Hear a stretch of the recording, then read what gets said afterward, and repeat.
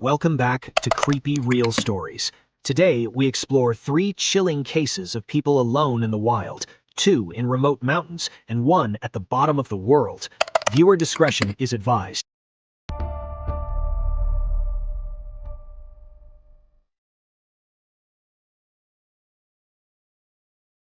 In 2006, a couple and their son were spending time near the Pinnacle Lake Trail in Washington state.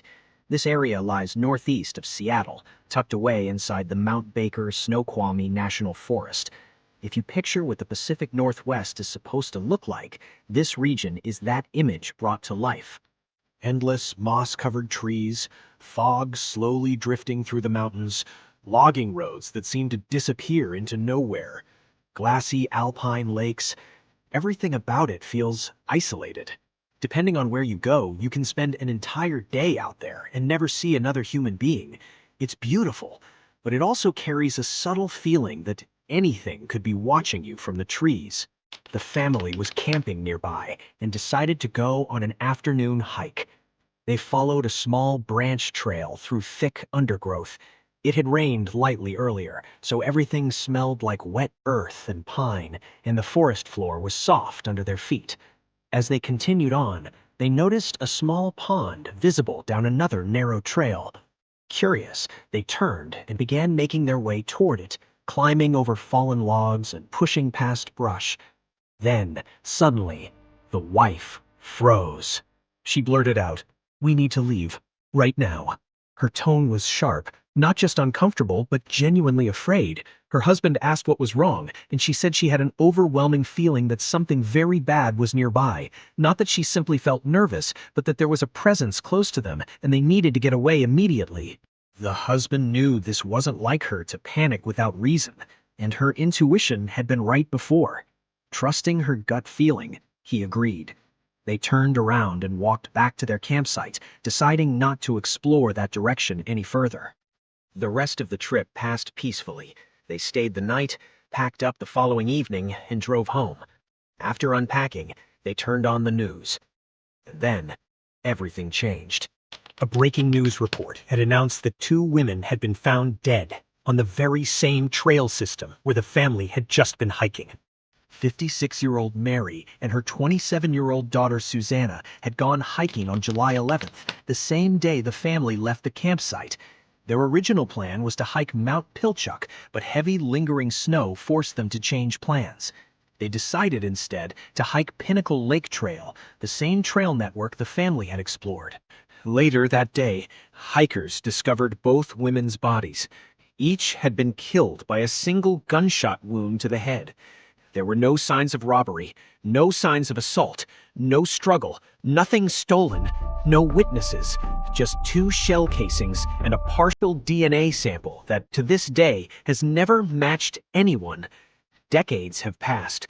There are still no solid leads.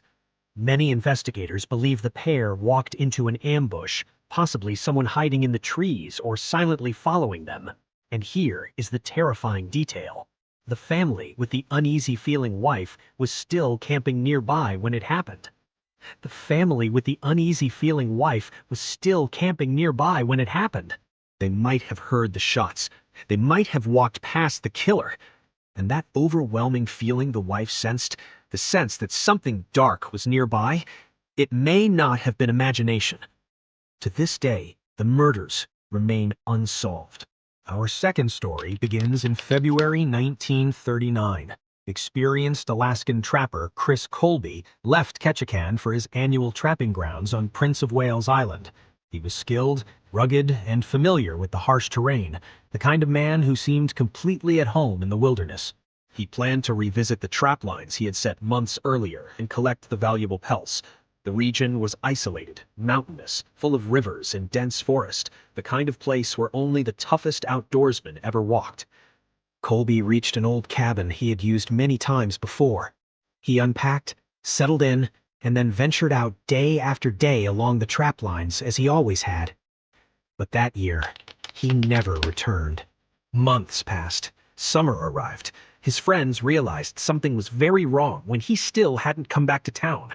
A search party was eventually sent, but found nothing except scattered belongings. Summer growth was thick and animals would have scavenged remains, so authorities gave up. But Colby's closest friends refused to accept that answer. One of them, W.A. Selfridge, organized another search party in October, long after Colby disappeared. Fighting brutal cold, endless rain, and exhausting terrain, the men eventually reached the cabin. Inside, they found Colby's gear, but no pelts and no sign that he had ever returned from his last trip out. Then came the discovery. A searcher named Miller, traveling alone, stumbled across torn clothing and scattered human bones.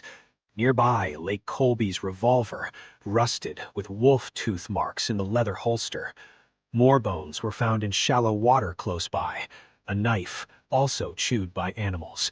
A coat torn open at the shoulder as if something had grabbed and pulled hard. Back in the cabin, they inspected the revolver. It was broken. It could not have fired. That realization changed everything. These were wolf country. Packs roamed the frozen lakes and dense forest. If Colby's gun had worked, he likely could have fought them off. With a broken weapon, he had almost no chance. The most accepted theory today is that Colby had been out checking traps while carrying bloody pelts. The scent drifted across a frozen lake, drawing wolves toward him. Realizing he was being stalked, he likely dropped what he was carrying to run. His pack and pelts were never found, likely lost beneath melting spring ice. He may have reached the shore and tried climbing a tree. Evidence suggests a wolf grabbed his coat, tearing the shoulder and pulling him down. He used his skinning knife to fight, but was overwhelmed. Whether he died from the attack itself, or whether wolves fed on him after death, is still unknown. His final moments, however, were almost certainly terrifying and incredibly lonely. In 1934, Leonid Rogozov was born in Siberia. Life was brutally hard even in normal times, and when his father died during World War II, the struggle only grew worse. Determined not to remain trapped in poverty, Leonid pursued medicine, later entering surgical training. In his mid-20s, he joined the 6th Soviet Antarctic Expedition. He was young, ambitious, and had no idea how severely the isolation would test him. After the ship left and disappeared over the horizon, the full reality set in. There would be no rescue, no easy communication, just howling wind, endless ice, and months of unbroken darkness. As time passed, Leonid's mental state deteriorated. He became depressed, exhausted, and deeply homesick. Then one day, he woke up with sharp pain in his lower abdomen, fever, weakness, and nausea. He recognized the symptoms immediately: appendicitis. In any city hospital, surgery would have been simple and routine, but he was at the South Pole. No plane could reach the station because of a violent blizzard raging across the continent. The closest medical facility was over 1,000 miles away. If his appendix ruptured, which it soon would, he would die quickly of infection. There was only one option left. He would have to perform surgery on himself. He prepared instruments, sterilized the room, positioned mirrors, and coached 2 colleagues to assist in handing tools. He injected anesthesia, made the incision, and began operating, all while fighting dizziness, weakness, and fading consciousness. He removed his own appendix. Then he stitched himself shut. And he survived. What he experienced at that frozen, lonely outpost remains one of the most astonishing and horrifying examples of isolation ever recorded. Trapped at the bottom of the world, forced to save his own life with his own hands. These stories remind us of something deeply unsettling. Isolation strips away the safety net of society.